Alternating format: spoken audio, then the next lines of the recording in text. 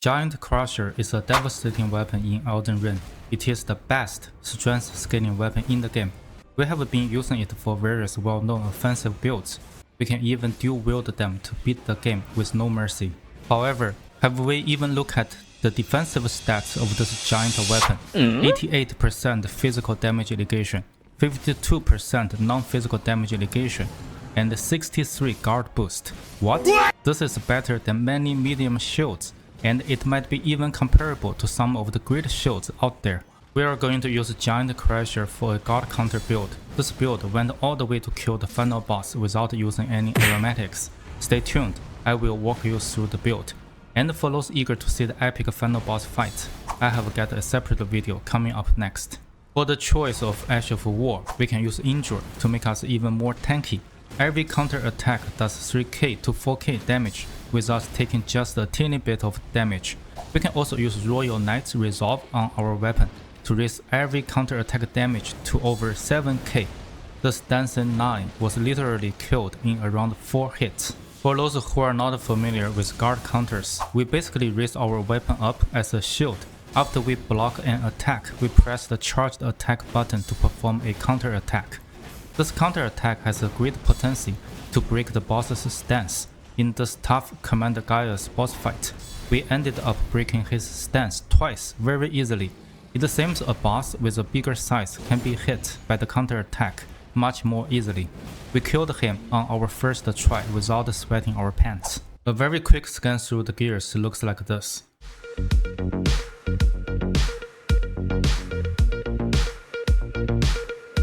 We have a plus 25 Giant Crusher with heavy affinity. It scales with strength as S, which is the highest in the game. We use Claw Mark Seal plus 25 because it scales with both strength and faith at B. This can provide just a little bit damage if we use buffs such as Blood Flame Blade. If we use Royal Knight Resolve, we can use any seal with or without leveling it up. We wear 3 out of 4 armor pieces from the Rakshasa set to give us 2% damage increase per piece. We just changed the chest armor into a very heavy piece to provide us better defense and poise. This combination gives us 71 poise, which is quite nice.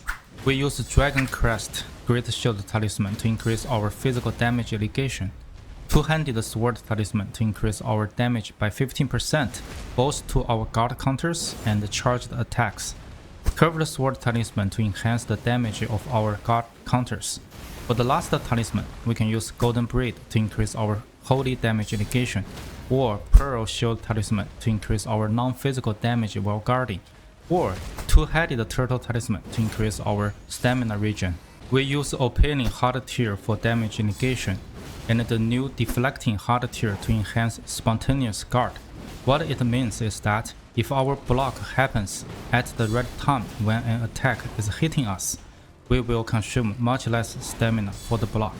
This moment won't happen if we always have our shield up, or weapon up in this case. We need to raise our shield right before the attack. If the moment is correct, we will hear the clear ding sound as a clue.